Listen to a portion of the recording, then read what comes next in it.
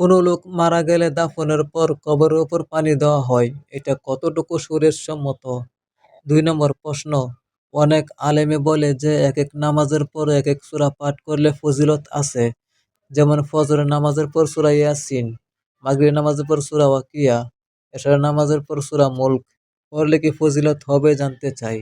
ভাই, কেউ মারা গেলে তার কবরের উপরে নিয়মিত পানি দেওয়ার বিশেষ কোনো ফজিলত নাই। তবে যদি কেউ বিশেষ উদ্দেশ্যে দেয় তাহলে সেটা তার উদ্দেশ্য সাধন হতে পারে, যদি কোনো দুনিয়াবি উদ্দেশ্যে দেয়। যেমন একটা গল্প আছে না, যে কোন মহিলা তার স্বামীকে মৃত্যুর আগে ওয়াদা করাইছে যে তুমি আমাকে কথা দাও, আমার মৃত্যুর পর যতদিন আমার কবর ভিজা থাকবে ততদিন তুমি শুকানোর আগ পর্যন্ত বিয়ে করবা না। স্বামী বলছে ঠিক আছে, ওয়াদা করলাম। তো স্বামী মারা যাওয়ার পর, ওই বউ মারা যাওয়ার পরে স্বামী এবার দেখে যে কবর আর শুকায় না, ২-৪ মাস হয়ে গেছে কিন্তু তারপরও কবর শুধু ভিজাই থাকে। চিন্তা করলো ব্যাপারটা কি। পরে একদিন দীর্ঘ সময় পর্যন্ত দূর থেকে মনিটর করছে যে কোত্থেকে কবর ভিজে। পরে দেখে যে ওই মহিলার ভাইয়ে এসে কবরের উপরে পানি ফেলা দিয়ে যায় প্রতিদিন একবার করে। তো ধরে জিজ্ঞেস করছে ব্যাপারটা কি, বলে যে আপা আমাকে মরার আগে ওসিয়ত করে গেছে যে ভাই, যতদিন আল্লাহ তোরে হায়াতে বাঁচায় রাখে প্রতিদিন আমার কবরের উপরে ১ বালতি করে পানি ঢালবি।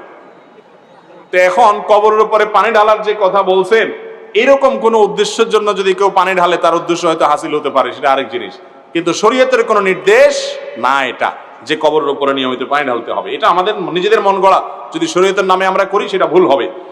ভাইরা আমার, এর মধ্যে মাগরিবের পরে হোক আর এশার পরে হোক রাত্রে সূরা মুলক পড়ার ফজিলত আছে। আর সে ফজিলত হলো রাতে সূরা মুলক পাঠ করলে, নিয়মিত পাঠ করলে ওই ব্যক্তির কবর আযাব মাফ হবে ইনশাআল্লাহ। এর বাইরে ফজরের পরে সূরা ইয়াসিন পাঠ করার বিষয়ে বিশুদ্ধ কোনো হাদিস বর্ণিত হয়নি। যে সমস্ত বর্ণনা এক্ষেত্রে পাওয়া যায় সূরা ইয়াসিনের কে কেন্দ্র করে, সেগুলো বিশুদ্ধতার মানদণ্ডে উত্তীর্ণ নয়, সহিহ নয়, বরং দাঈফ। আর মাগরিবের পর সূরা ওয়াকিয়া পাঠ করলে রিজিকের অনটন দূর হয়, এই মর্মে কিছু বর্ণনা পাওয়া যায়।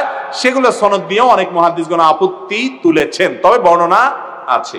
মানুষ মারা গেলে কবরের উপর পানি দেওয়া হলো ফাইজলামি করার মতো। কিছু মানুষ বুঝুক আর না বুঝুক, মানুষকে ঠিকই ভুলভাল বোঝাতে পারে এমন কিছু মানুষ। মানুষ মারা গেলে কবরের উপর পানি দেওয়া নিয়ে এমন কোনো শরীয়তসম্মত বিধান নাই।